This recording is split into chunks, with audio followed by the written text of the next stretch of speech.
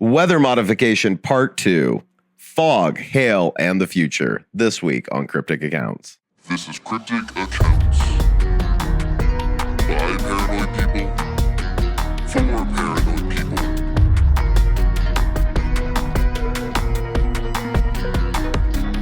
Cryptic Accounts.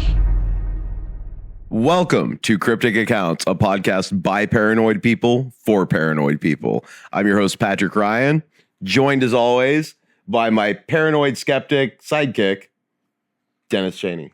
Good to be back, Patrick. We're in a secondary location right now. Yes, we are. I like it. It's much more comfy. It is cozy. We can't fall asleep during this. No, No, we're not going to. We're gonna not unless they get us first. I hope not. I keep waiting for it, but so far, no. No, not yet. Not yet. They're going to wait till 100 episodes before the brain implants explode. Oh, I mean, Neuralink might be out by then. It's getting close. You better not. I'm not going to get a Neuralink. Okay, you better Just not. to be clear, I will never get a Neuralink. Like, no, I'm not going to pay for a subscription to my brain. Like, that's not going to happen. Not going to do it. No, sir. So we got more weather modification. We do. And of course, our producer, Mikey Kruger. Hey, man. Hey, buddy. Yeah, I'm super stoked to get into part 2 of weather modification. It's gonna get weirder. It's all pretty weird. Yeah, this is super weird. I will say, though, we are having a beautiful day here in Kansas City. Well, they probably cleared the skies for it. Who's in charge of this? Because keep it up. I mean, I'm happy with it. I'm not upset that it's happening, but I mean, I question all of it, whether it's real at this point, honestly.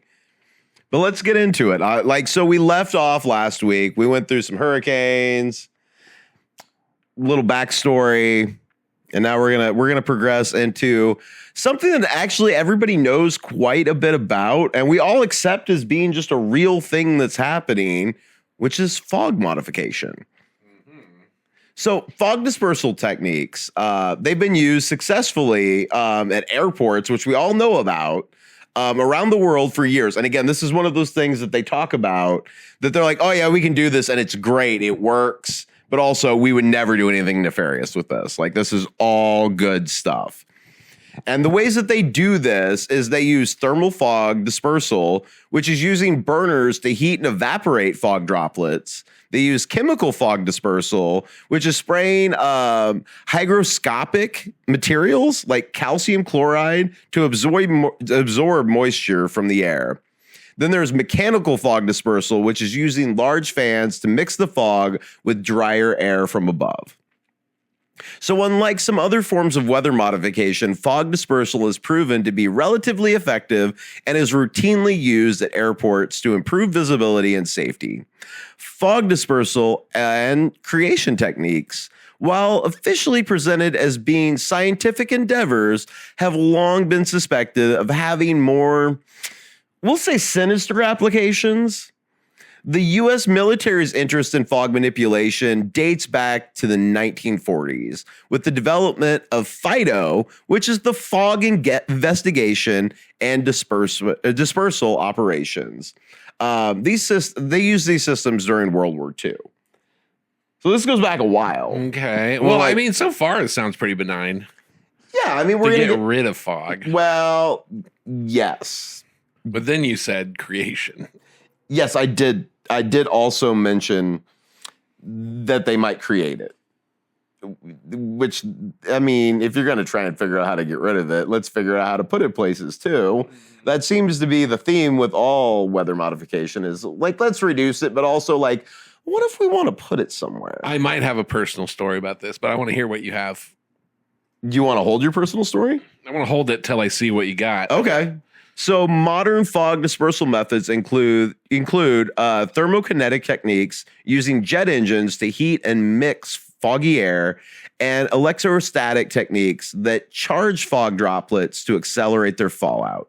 More intriguingly, patents exist for methods using hygroscopic solutions of urea and ammonium nitrate to disperse warm fog.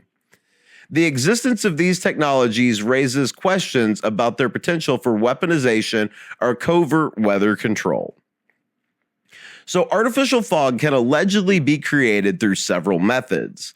There's the chemical aerosols, which is declassified documents is where we're getting this from. They suggest that the use of chemical substances dispersed into the atmosphere to create dense, persistent fog in urban areas. That's one way they do it.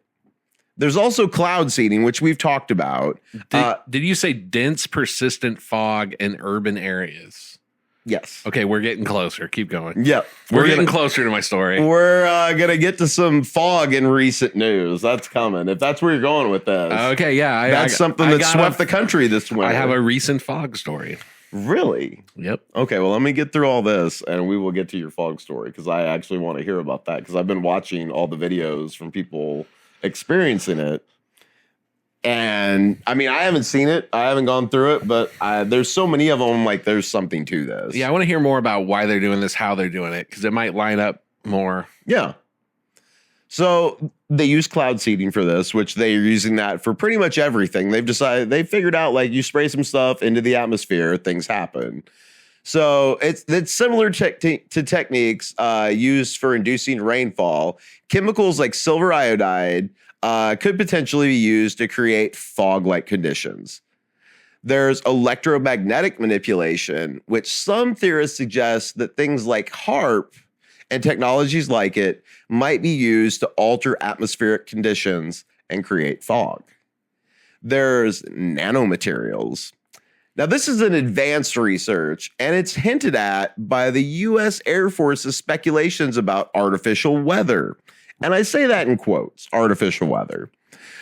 This might involve using microscopic computer particles to form what they're calling an intelligent fog. Okay, that I draw the line there. You don't want An intelligent fog. You don't want your fog to be smart? No. Why not? Like, why wouldn't you want it to have a brain? What new abomination? I mean, it's just it's smart though. Like cities and everything else. Right. There's biological agents they can use, and there's claims that fog could be laced with biological or chemical agents for, we'll say, covert testing, on just general populations.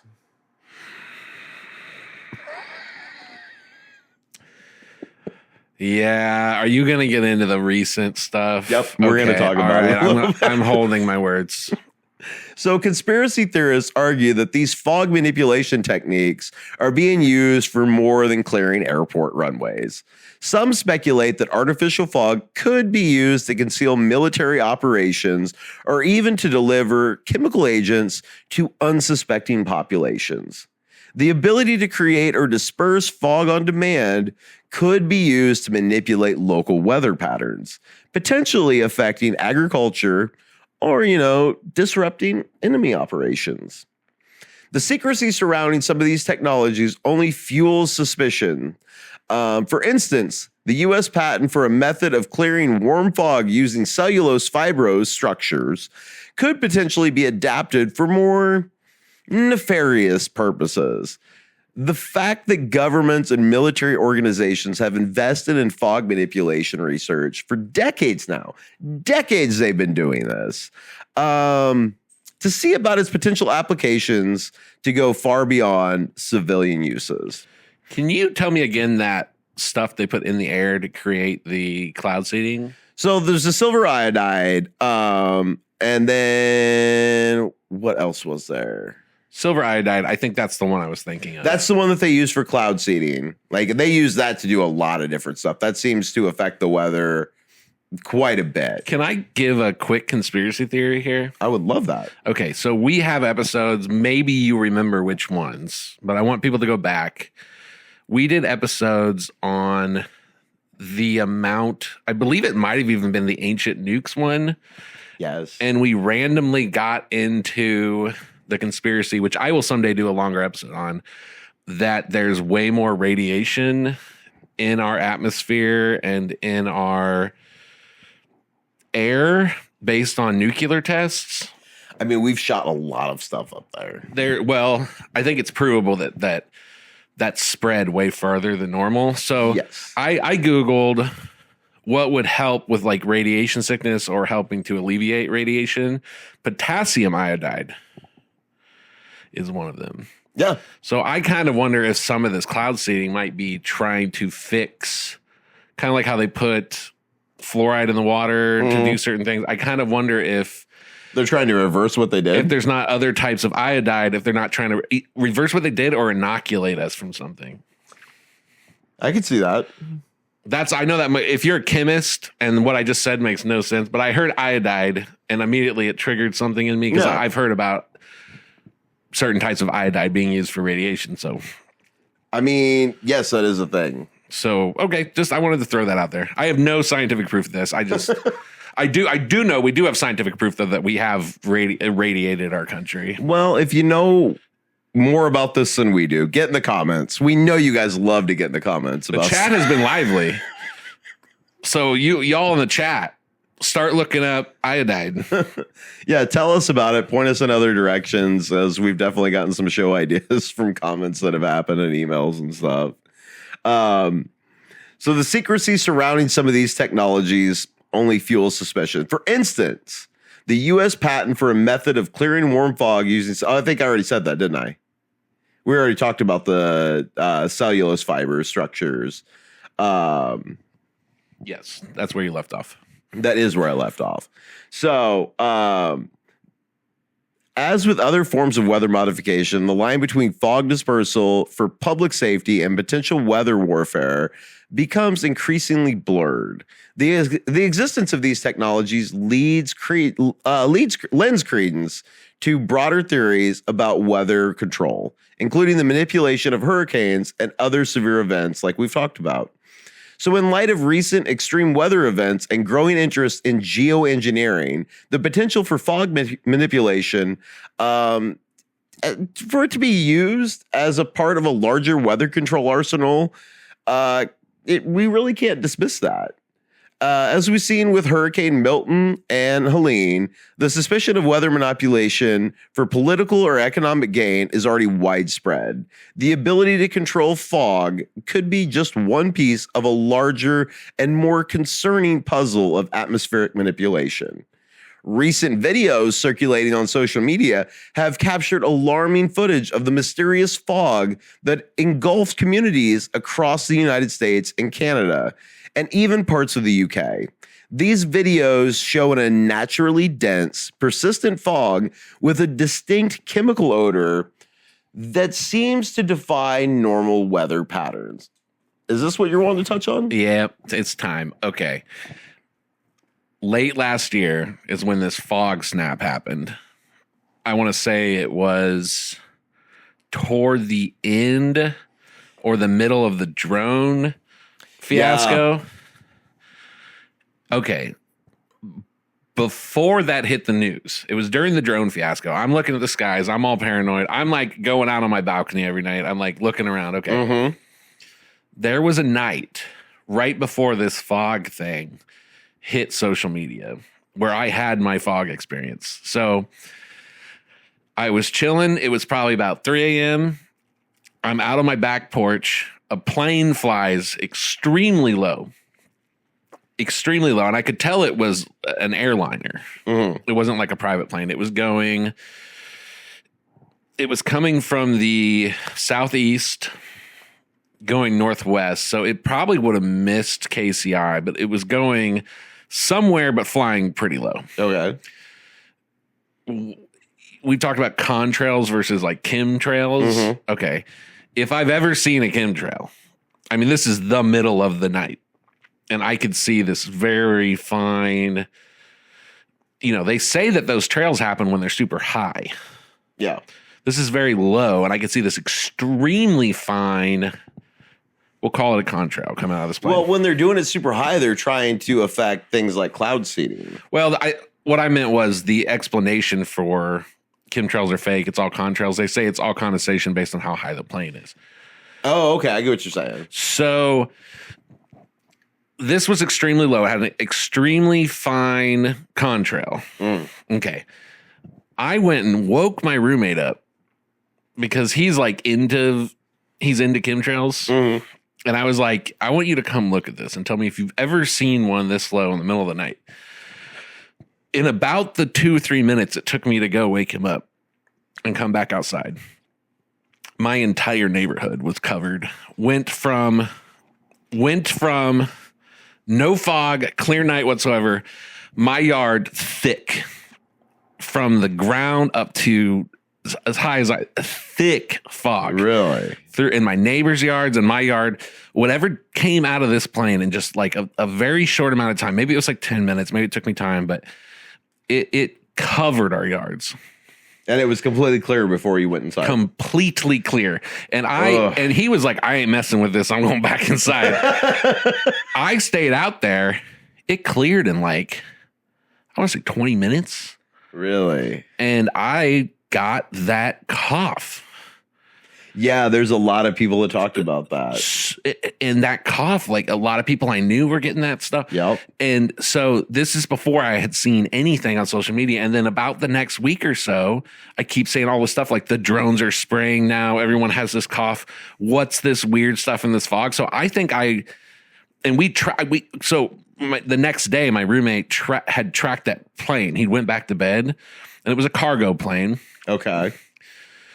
So we can document the flight happened. Yes. I wish I had a better camera because if I had taken video of the clear yard with this trail and then what it did to our neighborhood, and then I could document like, and then I got sick. It was, that's as close as I can say I've come to. I've had paranormal experiences, but that's as close as I've come to like a conspiracy like this. Yeah, I mean, I am convinced that plane sprayed something. I'm bad at pulling out a camera when weird stuff's happening. I'm in the moment. But that's my story. I'm convinced I just saw that happen. It sounds like you did. Around the time people were saying this was happening. So, and you're not the only one. Eyewitness accounts describe the fog as having a strange, almost sentient quality. In one viral video from Nebraska, the fog appears to move against the wind, swirling in unnatural patterns. A resident from Kansas reported seeing massive chemtrails in her vicinity just before the fog descended. I rest my case. I didn't know that. Yeah, that's why I was like, I'm going to let you tell the story because it's going to be completely relevant with what I'm about to say. All right, then I am a firsthand witness of this. I'm maybe a victim. You might be entitled to, you're not. I might be entitled to compensation. Who do I call? So your story on top of hers just lends credence to theories of deliberate atmospheric manipulation. Perhaps most disturbing are reports of the fog's effect on water. In a video from Wisconsin, a homeowner filled their backyard pond, showing an oily sheen on the surface that appeared shortly after the fog rolled in. The water seemed to have an unusual viscosity, with small objects floating on the surface and then sinking much slower than normal. The health impacts of this fog are becoming increasingly difficult to ignore. Residents across affected areas are reporting a range of symptoms, from severe respiratory issues to unexplained fatigue and cognitive difficulties. One TikTok user described the fog's taste and smell as reminiscent of the aftermath of a fireworks display, with a sulfuric scent that left them deeply unsettled. Oh, wow. Yeah, like you can taste it. Ooh, I don't quite remember that, but my taste buds are shots. My taste buds are shot. So these occurrences bear an eerie resemblance to the covert biological warfare experience of the past, such as Operation Seaspray. Now, if you're not familiar with Operation Seaspray, this was a covert biological warfare experiment conducted by the U.S. Navy in the 1950s near San Francisco. The project involved spraying bacteria into the air to assess the vulnerability of urban areas to bioweapon attacks. 1950s, Dennis. 70-some years ago. So maybe they did drop some sort of bug. They might have been testing some stuff out. Okay. So, some key details about Operation Sea Spray. A Navy U.S. minesweeper ship sprayed Serratia marcescens and Bacillus globuligi. I'm sorry, biologist. I feel like I butchered that. It's bacteria into the atmosphere using industrial hoses. Now, the spraying occurred 2 miles off the coast of Northern California and lasted for 6 days in September 1950. So the aim was to determine how San Francisco would react to a bioweapon terror attack and if the foggy nature would aid in spreading the microbes. 1950. 75 years ago, they're trying to figure this out. Again, I wonder if that cough, which other people did report, the respiratory issues, I wonder if that either they were testing spreading it, like then they'd go to doctors' reports and see how many people got it in certain areas, or it might be some kind of inoculation. Like maybe they gave us a lesser form of a virus. Maybe. And then it goes back to like, are they trying to help or are they trying to hurt? Yeah, it could be like forced, what do you call it, immunization. Yep. We're going to get those people that didn't take the jab. Great. You all got the jab, whether you wanted to or not. So this historical event has gained renewed attention due to recent reports of mysterious fog appearing across parts of the UK, US, and Canada since Christmas 2024. Many are drawing parallels between the current situation and Operation Sea Spray, fueling theories about potential government involvement in the unexplained fog phenomenon. The scale and persistence of this fog, combined with government silence on the matter, only served to fuel suspicions of a large-scale, coordinated effort to test biological agents on an unsuspecting population. Recent developments in nanotechnology have also given rise to alarming possibilities for the manipulation of fog and atmospheric conditions. While official sources claim these technologies are benign, evidence suggests a more sinister reality. Which technologies do they say are benign? Just nanotech in general? Yeah. Okay. The concept of utility fog, first proposed by Dr. J. Storrs Hall, involves swarms of microscopic robots called foglets that replicate physical structures and change shape on demand. They can just form and move and do their own thing.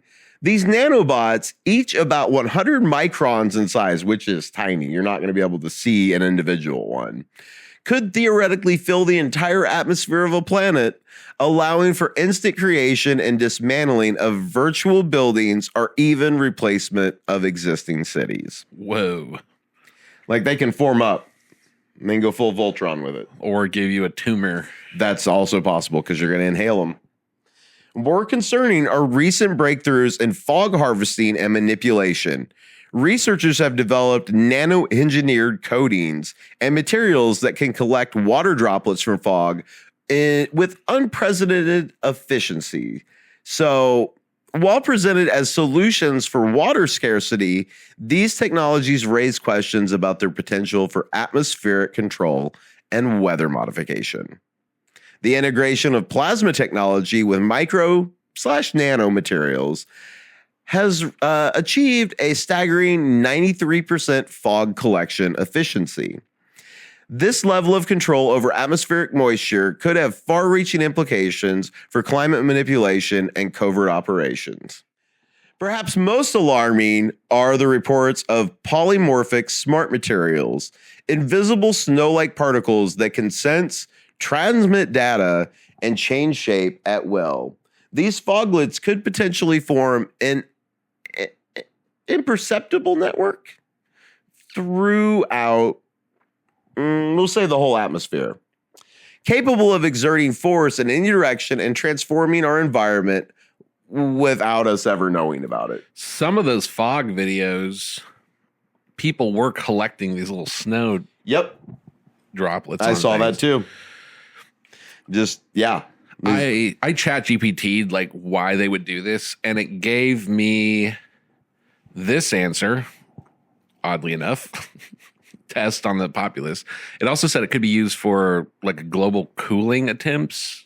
And it also said it could be a form of fire prevention, which I think this was happening around the times of all the wildfires. Yeah. I mean, that would make sense because they do tend to test things during extreme environmental events that they're actually not in control of. But then does it make it better? Does it make it worse? Like, we're playing with it. Mm-hmm. So as these nanotechnologies advance, the line between natural fog and engineered atmospheric conditions becomes incredibly blurred. The potential for weather warfare, mass surveillance, and covert population control through nanotech-infused fog is a reality we can no longer ignore. As the fog continues to spread and more people fall ill, the question remains, what is the nature of this phenomenon and who is actually behind it? Well. I feel incredibly vindicated. I mean, there's definitely something to it. Like, it's something that was happening, and there's enough people that have reported it. Like, something weird was going on. Like, we've all seen fog our entire lives, and what was happening was not. That was weird fog. Yes. It's weird fog. I think that's the way to put it. That's the scientific term. That's the scientific term. So we'll leave the fog alone now, but I want to talk about hail and the weird things they're doing with, because they have left no element of our weather alone. Like, they're messing with all of it. This is big used car salesman coming in to do hail modification. That's right. So hail suppression techniques, officially presented as benign, again, a benign method to protect agricultural, sites, farms, stuff like that. This is part of, if for the viewers, if you go back and watch part 1, we talked about if you Google your state and you Google weather modification, this is part of what they're all doing it. They openly claim credit for is hail suppression and rain creation. Yep. All the good things is the things that they say they're actually doing. Anything bad, they're like, no, we're not doing that. We definitely didn't do that. So the techniques involved in hail suppression, officially presented as benign to protect agriculture and property, have been long suspected of having, again, more sinister applications. The history of hail modification dates back to the 1940s. 80-some years now, we've been trying to play with the hail, with early experiments by Irving Langmuir and Vincent Schaefer laying the groundwork for modern weather controls, which we talked about them in episode 1 of the part 1 of this. Yes. They're the guys with GE that were like, oh, we messed with a hurricane. We got to get out of here. They were all over this. They were. So today, hail suppression methods primarily involve cloud seeding again with silver iodide and dry ice. So that's like they figured out like the most effective thing like from the jump with dry ice. And they've just been building on that ever since. So this was supposedly to increase ice nuclei and reduce hailstone size. However, the true extent of these operations and their effectiveness remains shrouded in secrecy. Theorists point to the Soviet experiments of the 1960s and 1970s as evidence of advanced weather control capabilities. Now, Soviet scientists claimed spectacular success in hail reduction using rockets and artillery to disperse ice nuclei directly into clouds. The reported benefit to cost ratio of up to 17-1 raises suspicions about the true nature of these operations. More alarmingly, recent reports suggest that government and private corporations have developed methods to not only suppress hail, but also to create it on demand. Whistleblowers claim that hail creation technology is being tested as a covert weapon, capable of devastating crops and infrastructure with pinpoint accuracy. Well, if you can make rain, you can make hail. Yeah.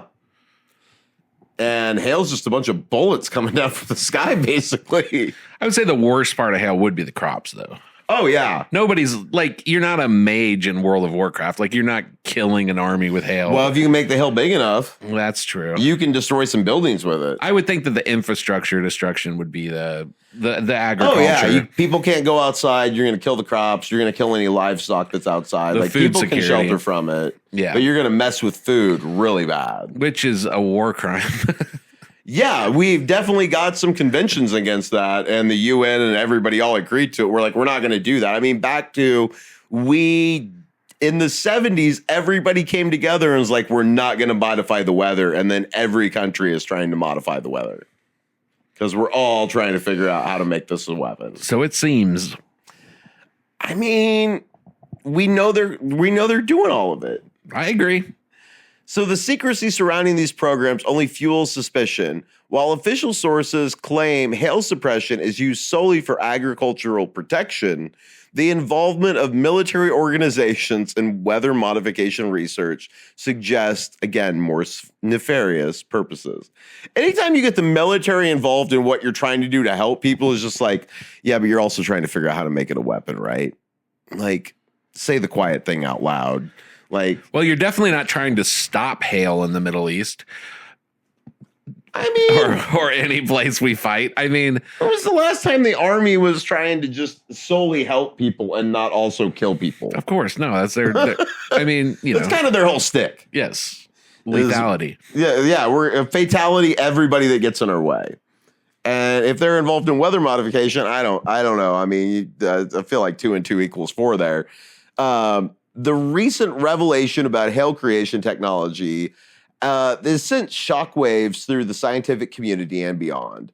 While official sources continue to deny the existence of such capabilities, whistleblowers from within the weather modification industry have come forward with alarming claims.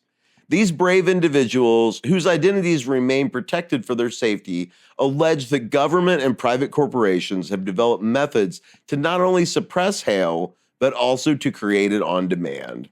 This technology, they claim, goes far beyond the publicly acknowledged cloud seeding techniques using silver iodide or dry ice. Whistleblowers describe a sophisticated system that can allegedly manipulate atmospheric conditions to generate hailstorms with pinpoint accuracy. They warn that this technology is being tested as a covert weapon capable of devastating crops and infrastructure in targeted areas. The potential for economic warfare and geopolitical coercion through weather manipulation is, we'll just say, deeply concerning. I looked up some whistleblowers. Are you going to get into any particular ones? I don't have any particular ones. Did you find some particular ones? Ben Livingston, former U.S. Navy physicist, called the father of weaponized weather. He worked on Operation Popeye, which we talked about in episode 1. Yep, we did. He alleges that weather control has been far more advanced than the public is told and has been used for military and strategic purposes. Rosalind Peterson, former USDA crop inspector, spoke against large-scale geoengineering projects. She alleges that atmospheric aerosol spraying is used for climate control and weather modification. There's a list here. That's crazy. I did not find that many. Dr. J. Marvin Herndon, this is the last one I'll do. He's a nuclear geochemist. He published papers suggesting that these programs contribute to health issues and environmental damage, which this would. So fog that makes people sick? Yeah, I guess. Yeah. Yeah. Maybe. We'll have to. Maybe we'll have a part 3 someday. I mean, we've come back to. I mean, there was an old episode on weather modification that we did several years ago. Correct. And this all expanded on it. Like, there was so much more information about this when I went back to look at it again. I just wanted to know. For some reason, I never thought of a weather whistleblower until you just mentioned it. Yeah. I was like, I gotta know. Yeah, there's people inside of these organizations that, like, this is not what they signed up for at all. Because there's definitely good people inside these things that, like, are just there for science or they're there for defense. Like, and then we're doing these weird things that are hurting our own population. They're going, whoa, whoa, whoa, whoa. This is not what I wanted to do when I signed up for this. So the secrecy surrounding the programs is intense, with whistleblowers facing severe repercussions for speaking out. So there's the recent death of Sergey Balahi, a former OpenAI researcher who exposed alleged copyright violations, has only heightened concerns about the dangers faced by those who dare to challenge powerful tech and government interests. All the Boeing whistleblowers died. Dude, we are going to do an episode sometime soon. Yeah, Boeing's killing people in planes and people that are trying to talk about it. Mm-hmm. Yes. So if we wind up dead soon, it's because we talked about Boeing, and definitely look into that. I definitely didn't kill myself. As extreme weather events become more frequent, distinguishing between natural disasters and manufactured weather warfare grows increasingly difficult. The whistleblowers claim, as you've been talking about, if true, they suggest that we may be entering a new era of climate manipulation with profound implications for global security and stability. The lack of strong whistleblower protection in the AI and weather modification industries further complicates, and we can add, the airline industry to that too. While we're at, I'm just going to go at them. Boeing just got a huge contract for I think it's the F-47. Oh yeah, they're huge military contractors. So we know that whole black world, we know that they probably have the UFO parts. We know that they probably. I mean, we can go back to the Nazi episodes where they were making UFOs in the 40s. We like to outsource our dirtiness to the private corporations. Yes. There's no accountability. Oh, we talked about that in the MK Ultra a few weeks ago. We set up our government sets up shell corporations and then does all the things they want to do and just hides behind so many layers of secrecy. So I'm sure my cargo plane that sprayed my neighborhood, the airlines have to be in on it. It was probably a private plane. They have to be in on it, yeah. And whether the thing is, and I think we've seen it a little bit when we've looked at this stuff, like with MK Ultra, I don't think that those universities and institutions necessarily knew what they were doing. Usually, I do believe at some upper level, a lot of these private organizations do, but usually it's the whole double agent thing. It's the professor who's also working for the CIA. Those worlds, especially back then, I mean, I don't think things have changed that much, but especially back when this stuff was really running rampant, it was just the good old Yale boys. Do you think it's less rampant now? No, I just mean the stuff we know about. Yeah. I don't think there has to be a formal conspiracy between like Stanford University, and all it takes is for the professor who is in the high class family. I think they're really good at picking up people that are like curious about the fields that they want to do things. It's funding. And it's funding.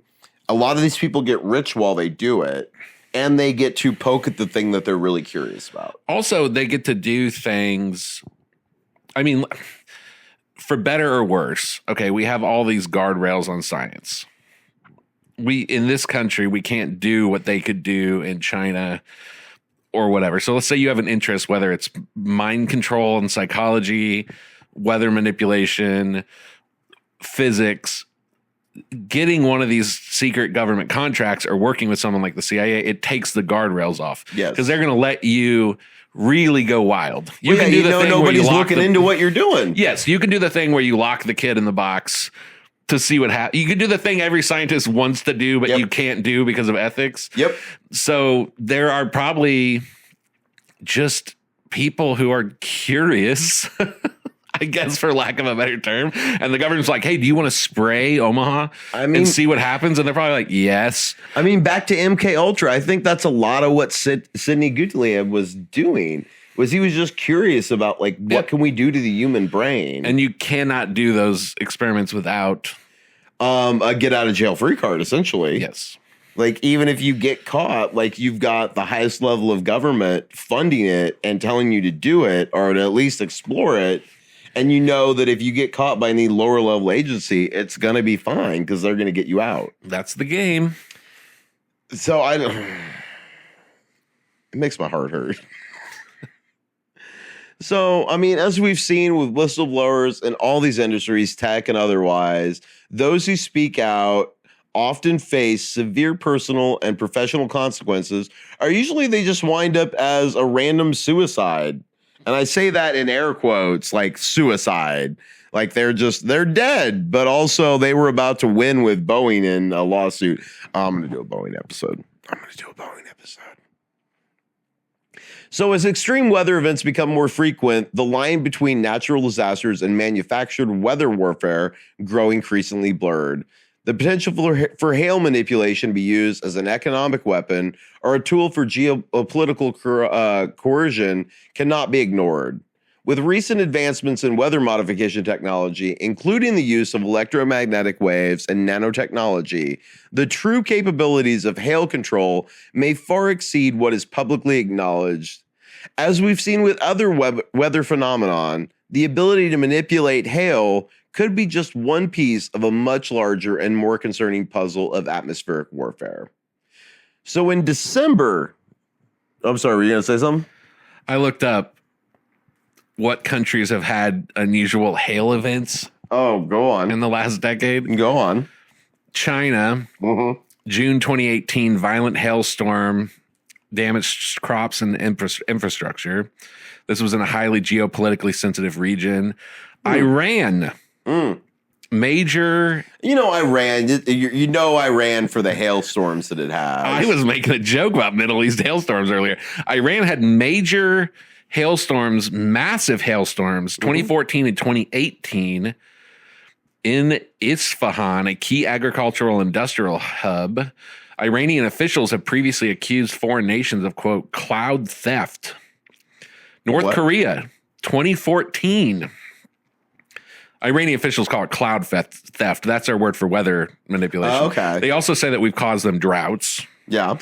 North Korea, same year, 2014, rare and severe hailstorms hitting parts of North Korea, damaging crops. Given North Korea's isolation, little about information is available on this. Russia, the Moscow hailstorm of 2017. These are all within a 3 or 4 year. That's all the second half of the Obama administration in the last 20 years. So from 2014 to 2018,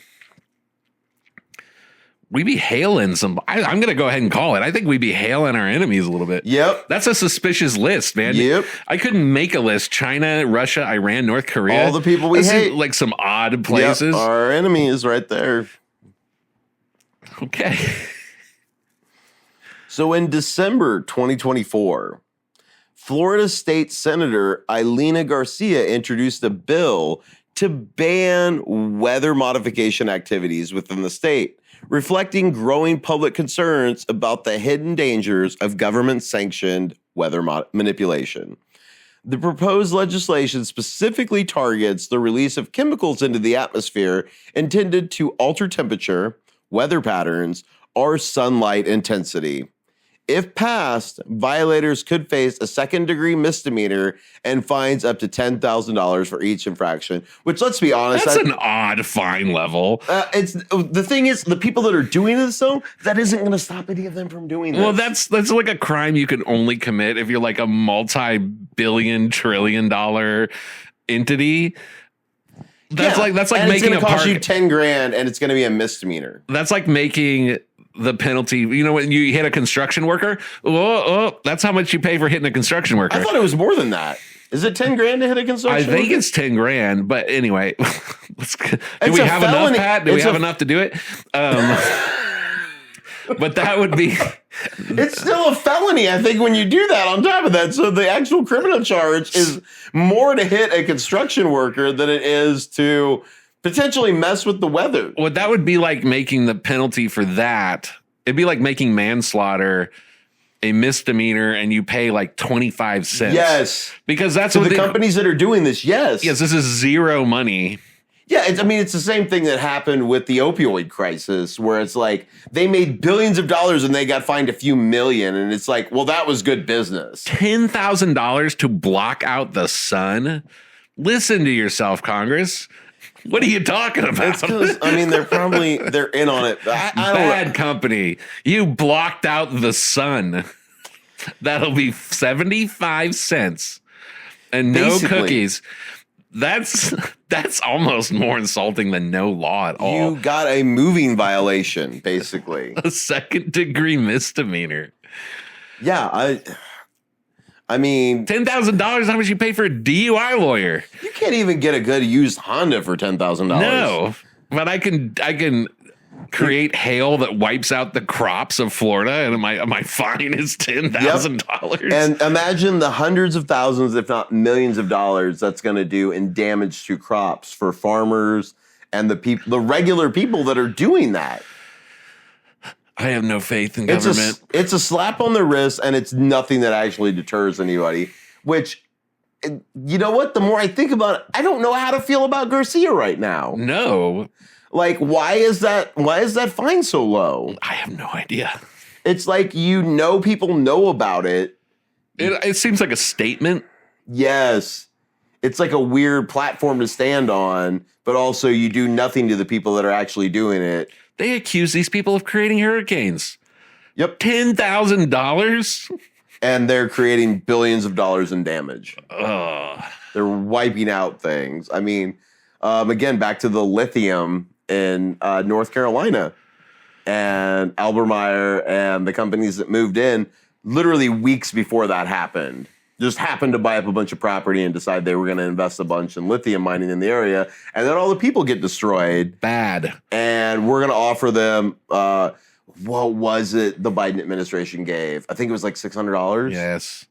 If I remember right. Dude, our government hates us. They need a lot less of us. They just don't even, yeah. This goes bigger than our government. I mean, this goes into UN stuff, which that's something I'm going to put together. I have been putting together, and it's articulated into one episode because I don't know how it's going to be a multi-parter when it happens because the UN goes back so far with the weird stuff they're doing with population control and what they want to do with the world.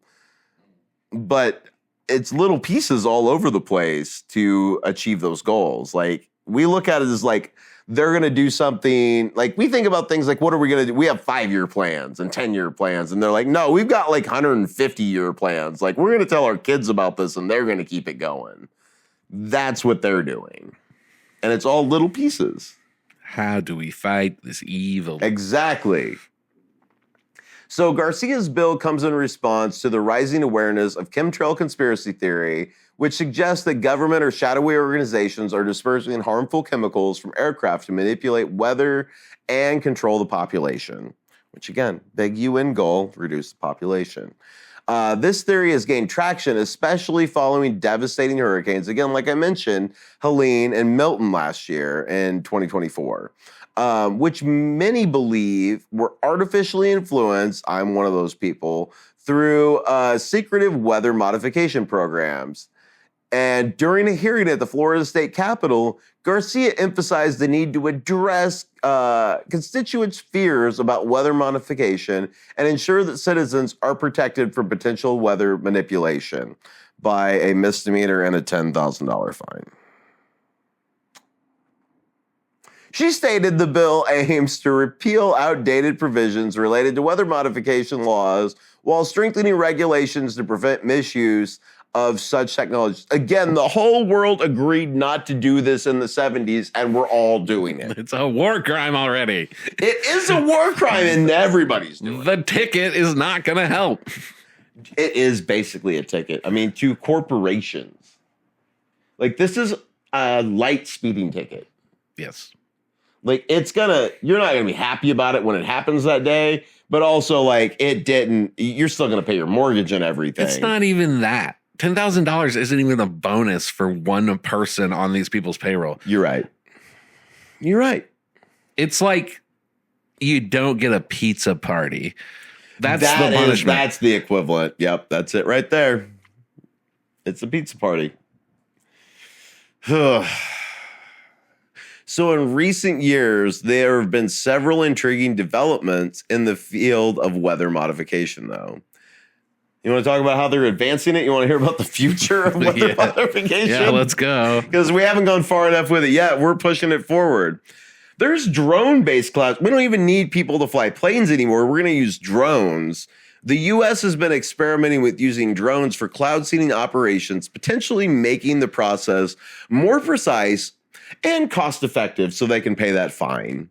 In 2017, Nevada became the first U.S. state to use unmanned aircraft systems for cloud seeding. There were spraying drones in New Jersey.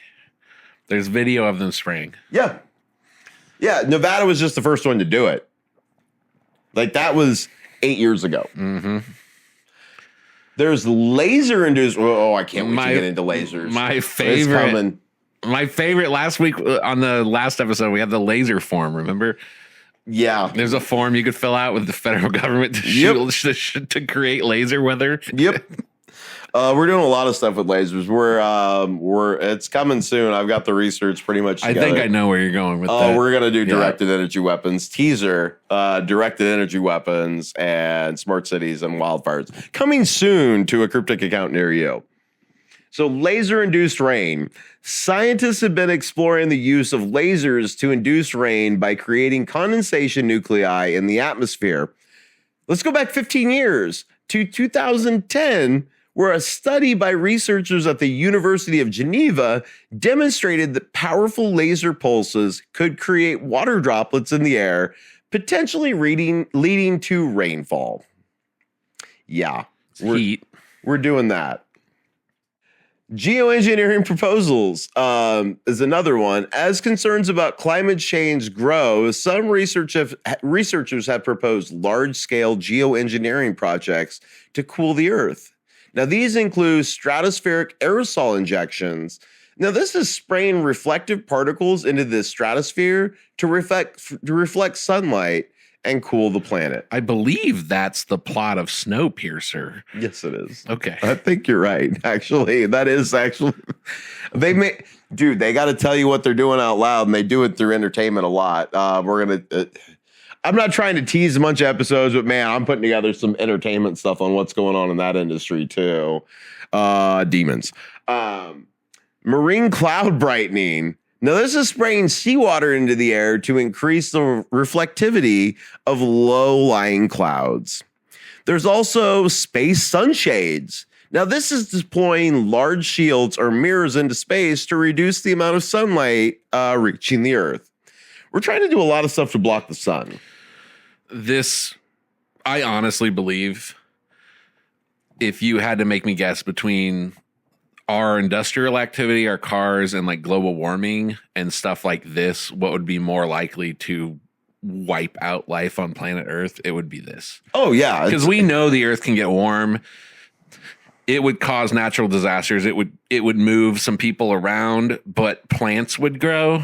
Mm-hmm. This is a way to accidentally wipe out civilization. I feel like every 3 years, maybe every year at this point, I read a new effort by the government to wipe out human civilization, whether it's creating super drugs or blocking the sun or nuking the moon. Like, how many ideas do these people have? I mean, Bill Gates was talking about population control through vaccines 15 years ago. Yeah. Like, no, they want less of us. I think Bill Gates also was a proponent of the artificial clouds. For a long time, I actually used to be pro it. There was this idea that we would have these ships out in the ocean that create huge artificial clouds to fight global warming. But that was before I learned more about how we need the sun. Yeah. And it's a lot easier to like undo other things than blocking out the sun. Yeah, we don't need seasonal affective disorder year round. Well, we don't need to be messing with the thing that gives life to the entire planet. Like, literally everything on the planet. Yeah, we just don't need to be touching that. No, but we want to because we want to play God. So, more things they're doing. There's marine cloud brightening. Now, this is spraying seawater into the air to increase the reflectivity of low-lying clouds. Did I say that already? Did I bring that one up already? If I did, I'm sorry. We said it earlier. I said it twice. There's space sunshades. This is deploying large shields or mirrors into space to reduce the amount of sunlight. I think I did mention that. So there's atmospheric heating facilities. HARP. There's a HARP episode coming. We've talked about HARP before, but there's more to talk about with HAARP, and I've already got the research A together. lot of stuff at the South Pole too now. Whistleblowers coming out of the South Pole. I just watched like a major media event about. We've talked about Antarctica so much. Yeah. From all the way back to the Nazis. We have weapons there that do this type of thing. There's a lot of stuff going on there. The Ark of Gabriel might be there. Like, remember? Barely. Okay, so what episode? I should have looked up the episode title. We did an episode talking about the Russians. The Muslims found the Ark of Gabriel. Remember, lightning struck. It killed like several hundred people every time they tried to dig it up. It took them like 2 or 3 times to dig it up. And then a Russian like frigadier, like multiple ships, took it down to Antarctica to a cathedral that is supposedly in Antarctica. Man, I'm blanking on the name of the episode. Direction I did not expect. You were there for the episode. Well, I know. I was just talking about the weapon. We have HAARP like weapons down there. Yes, there's a lot going on down there. See, that's the reason nobody can go there. We're doing so much weird stuff in Antarctica, and the more we find out, because I mean, the internet's amazing, and it's getting harder and harder to hide all the weird things that are happening. I don't want to veer off. We kind of did veer off. Go back and find those episodes. Man, I wish I could remember what that title was. It might have just been the Ark of Gabriel. I haven't Ark of Gabriel. Yeah, it was Ark of Gabriel.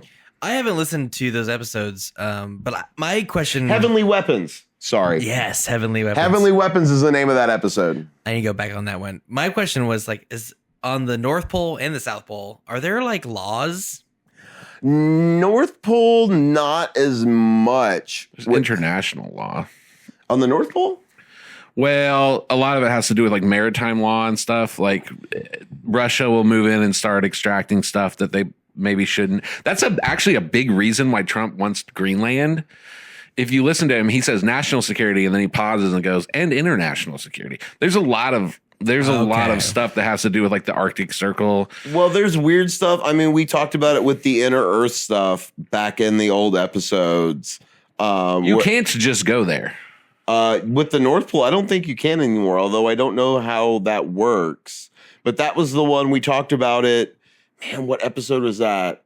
Where we talked about, it's not Admiral Byrd. Admiral Byrd was the Antarctica, but there was sailors up till like a couple hundred years ago that were talking about going to the North Pole, and then like they went to the center of the top and they flipped over and gravity reversed, and there was like another world inside of there. Planes flew over there, and I believe it was the 1920s or the 1930s, and said the same thing. Like, this has been happening in the last 100 years. Man, I'll think of it in a minute. You just got to go back and listen to all the old episodes because it's in there. We're veering so far off, though. That's okay. Let's get back into ionospheric heating. Yes. So ionospheric heating, again, back to HAARP, which is very well known. We're going to talk about it again. We've talked about it in the past. There are several other ionospheric heating facilities around the world, which includes the EISCAT, which is a European Incoherent Scatter Scientific Association in Norway. There's the Suro Ionospheric Heating Facility in Russia, the Arabico Observatory in Puerto Rico, which is now collapsed. It's not around anymore, but they were doing a bunch of stuff. These facilities continue to conduct research into ionospheric phenomenon, although their capabilities are similar to HAARP and do not include weather control officially. But again, I'm going to convince you all of HAARP doing some weird stuff soon, because I've already put it all together and it's coming. Like, this, you might almost call it a port 3 of this episode. It's kind of separate because I'm going to get into HAARP and some Tesla stuff, but it's very connected. So, weather modification for urban management. Some cities are exploring the use of weather modification techniques for urban management. For example, Beijing has used cloud seeding to reduce air pollution and ensure clear skies for major events. I mean, they talked about it in the news, like Beijing, like China has cleared some stuff out. Like, they're like, yeah, we did it. It's a sunny day now. We got rid of all the clouds. For the Olympics, they bragged about it. Yep. So advances in weather forecasting, while not strictly weather modification, improvements in weather forecasting technology are allowing for more accurate predictions and potentially better targeted weather modification efforts. So these developments highlight the ongoing interest in weather modification technology, both for localized application and potentially as a tool to address global climate challenges. However, many of these technologies remain in the experimental stage, and the large-scale implementation faces significant scientific, ethical, and political challenges. So despite decades of research and experimentation, weather modification remains a highly controversial topic. The debate surrounding these technologies encompasses scientific, ethical, environmental, and geopolitical concerns. So, the effectiveness of many weather modification techniques, particularly cloud seeding, remains a subject of scientific debate. While some studies have shown modest increases in precipitation from cloud seeding operations, others have found no statistically significant effect. And I mean, that's just, they want you to, like, we're doing it, but also, like, we don't know how good it is. Like, but we keep doing it. We've been doing it for almost 100 years, but, like, we're not that great at it. We also don't really know what they're doing. Like, we know about the silver iodide, but we don't know what else they've developed. Well, they got nanobots now. Because they will, in the last episode, we talked about that there was immediately a lawsuit. Yes. That they tried to affect this hurricane that hit somewhere in the south. I don't remember where, but there's a lawsuit on the books where the victims of the hurricane sued the government. And so that was back to the first one in the 40s. Yeah, so we don't know what other chemicals, we don't know. Nope. They're not going to talk about it because it was them talking about it that got them sued. Yeah. Yep. Yeah, that's where it all starts, and that's why GE pulled out of it back in the 40s, is they're a publicly traded company that didn't want to open themselves up to litigation, and a lot of it. And then the government just kind of ran with it. And then whatever shell companies and what other organizations they set up after that to do it since then. But here we are, 85 years later, still trying. So there's something to it.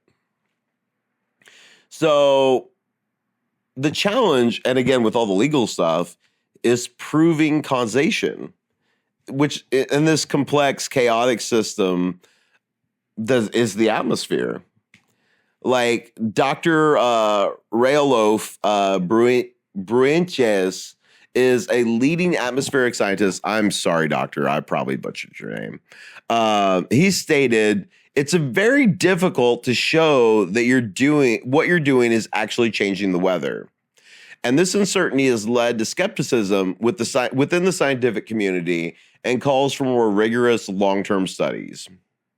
Critics argue that attempts to control the weather could have unintended consequences, potentially disrupting natural weather patterns, which it's pretty obvious that's what we're already doing. I mean, go back to Operation Popeye, and that's definitely, we've been disrupting it. We just don't know exactly how well to control it. And it causes environmental damage. Some of the concerns, altering precipitation patterns in neighboring regions, potential negative impacts on ecosystem adapted to current weather patterns, and the long-term effects of introducing chemicals like silver iodide into the environment. Dr. Alan Robach, a climatologist at Rutgers University, has warned about potential risks of geoengineering projects, stating, quote, "The cure could be worse than the disease." Weather modification raises, and this is just on to me, weather modification raises significant ethical questions. Like, I'm wondering, like, who has the right to actually modify the weather? Like, how do we decide who gets to decide? That's what I'm wondering, man. Yeah, that's what I'm saying. Like, what gives you the right to change what's going on with the planet? How do we ensure equitable access to weather modification technologies? What are the implications for agricultural, water resources, and economic activities? There are also concerns about the potential for weather modification to be used as a form of weather warfare or economic coercion, despite international treaties, like we talked about, from the 70s, prohibiting such a thing from happening.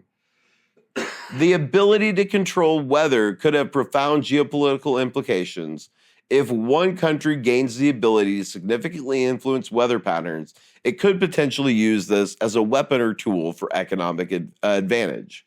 This concern has led to calls for international governance and oversight of weather modification technologies. But the thing is, I don't know who you have be the oversight on that when every country's doing it. And we all agreed in the 70s we weren't going to do it. There is no effective global governance. This is back to Sidney Gutelheb and MK Ultra being the dude that gets to decide how the things he's creating gets used on people. All three of those, I want to bring up two things. All three of those, the geopolitical, the ethical. So I just stated earlier, Iran has accused us of cloud stealing. Yep. And then I want to remind you in part one of this, we read stuff from the International Association of Atomic Scientists. They're against this. Yes.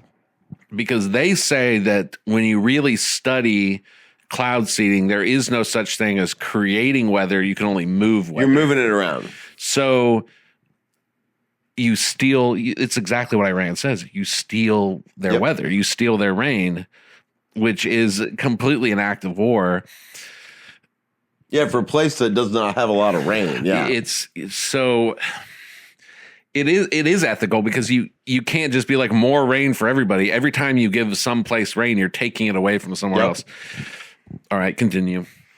So the secrecy surrounding some weather modification projects, particularly those with potential military applications, continue to fuel conspiracy theories and public mistrust. This lack of transparency has made it difficult for the public to separate fact from fiction. So this is when it comes to like weather modification capabilities.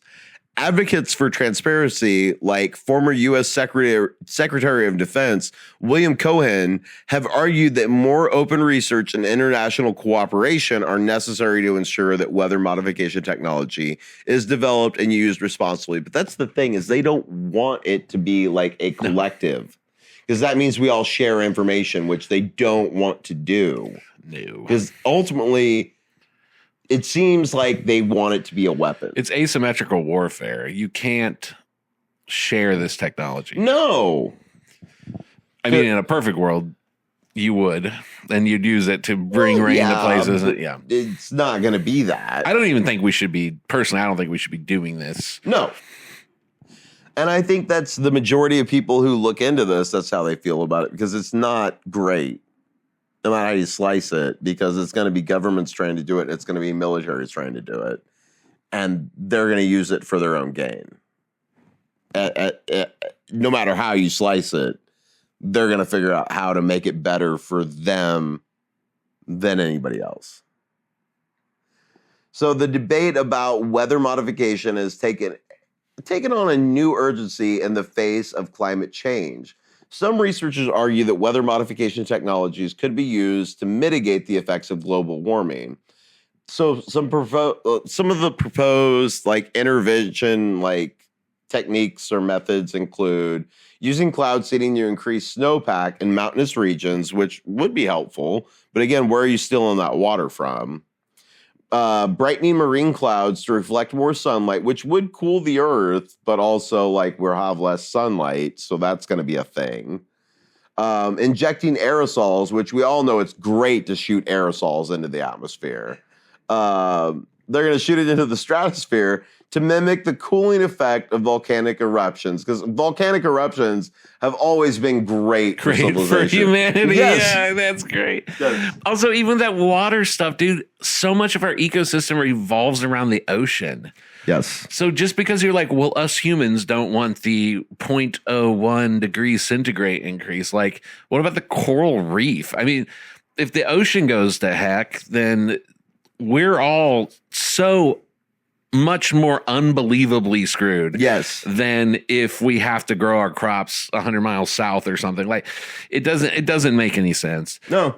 And we don't have, they say we don't have the technology and we don't have the ability to actually do these things when it comes to the bad aspect. They're like, well, it's too imprecise, right? But then they're like, well, let's throw up the clouds. You just admitted it's too imprecise. Yes. So this is just begging for disaster. So either you know how to do it or you don't know how to do it. And either way, it's not good. I'll take your word that you don't know how to do it. Yeah. So then don't do it. I mean, that would be I feel like the right way to take away from this. I don't understand the mindset of these people. I don't understand the nuke the moon mindset. I don't know how the benefits of stuff like this outweigh the risks. Because we It's could. it's a different type of person than me, I think. Yeah. It's some. We would have gone into government roles, I think. Yeah. There's some major godlike hubris thing. Yes, very much so. So critics warn that these technologies could be seen as a quick fix that distracts from the necessary work of reducing greenhouse gas emissions. Now, Dr. Raymond Pierre Humbart, a physics professor at the University of Oxford, has cautioned, quote, geoengineering is not an alternative to emission reduction. He's like, look, this is not the way to fix this, like, at all. So I think is how most people feel about it. Like this, you're trying to put a Band-Aid on it and you don't know how to put the Band-Aid on. Right. So as we look to the future, it's clear that interest in weather modification, it's not waning. Advances in technology coupled with growing concerns about climate change and water scarcity are likely to drive continued research and development in this field. Some potential future developments include more precise and targeted weather modification techniques using advanced computer modeling and AI, which, I mean, we've talked, yeah, they will have heard it at this point. Like, we've seen what's going on with AI. It's getting weird. It's definitely not who we want controlling the weather. No. As a robot. We're making it our god. Yeah, that's If we're going to hand it the weather, then you might as well we're going to hand it everything, everything, what it is. and we're going to say, do it better than me, please. And then it's going to kill all of us because we're the problem. So integration of weather technology with smart city technologies for urban climate management, which we're going to talk about smart cities real soon.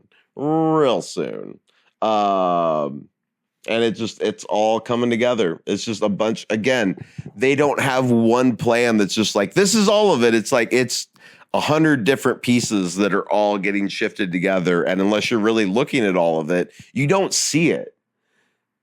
And you seem crazy until you're able to show somebody all the ways that it all connects. Right. And being able to control the weather is going to help with what's coming with smart cities, because it's definitely on the horizon. We're going to get into that real soon.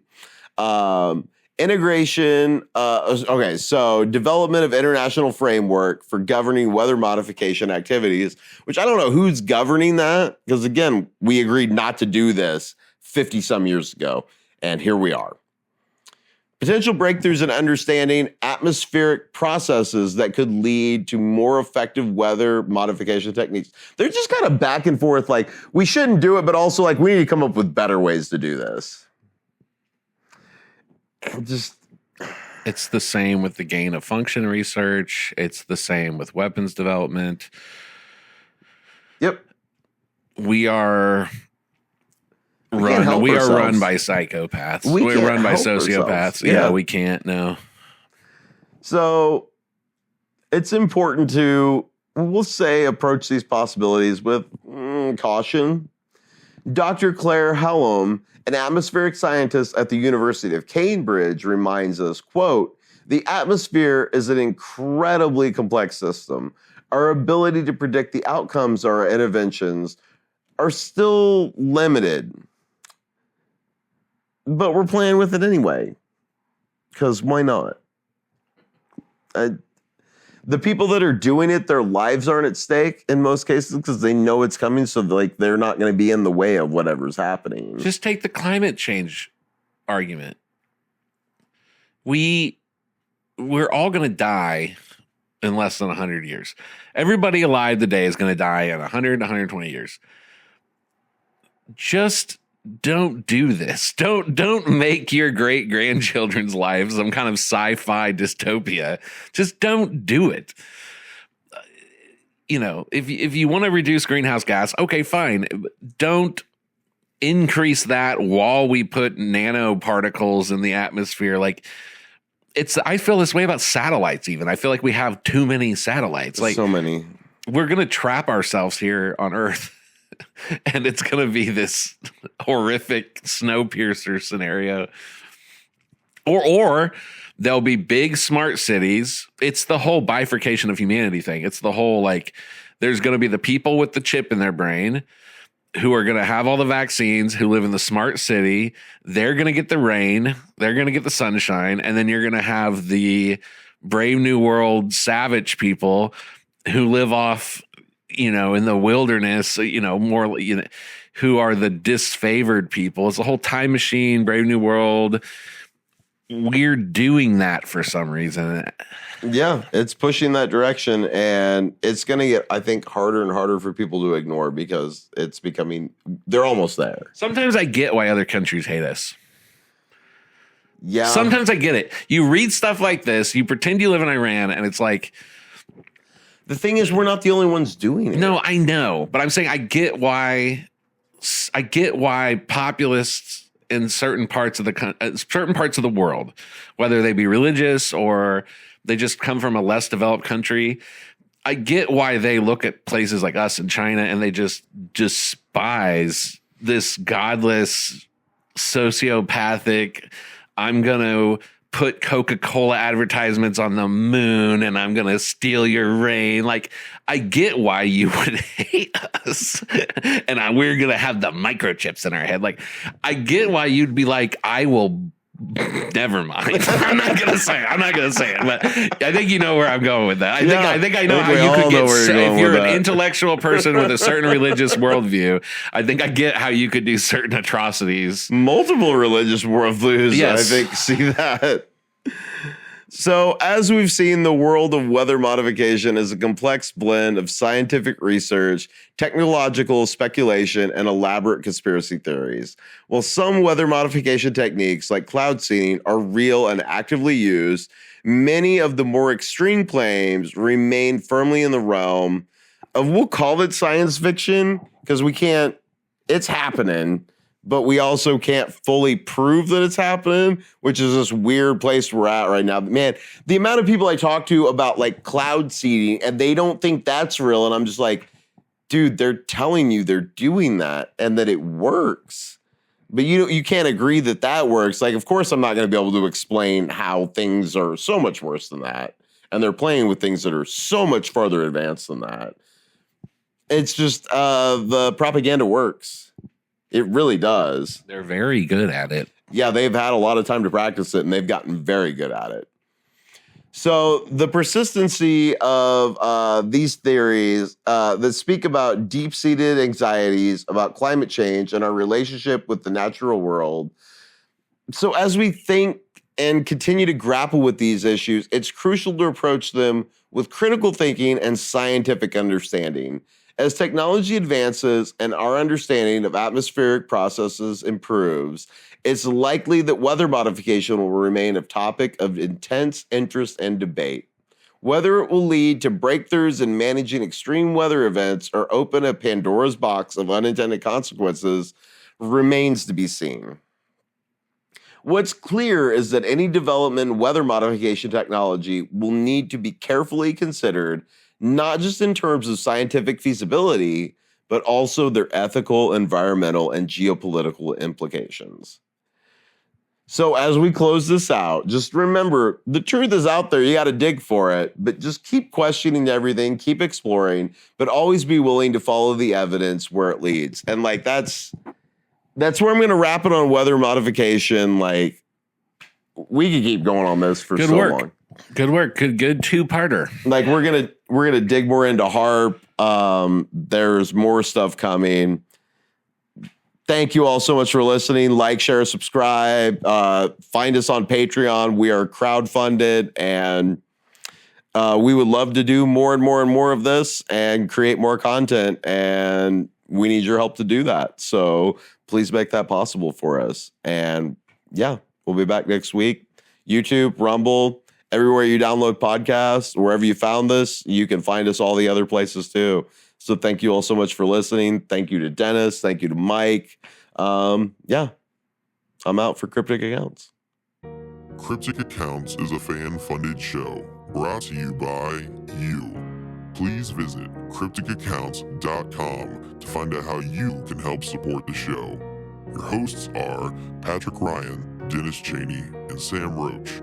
The show is produced by, and the theme music is written by, Michael Kruger at Birdseye Music. We thank you for listening, sharing, commenting, and subscribing. We'll see you next week. Stay paranoid.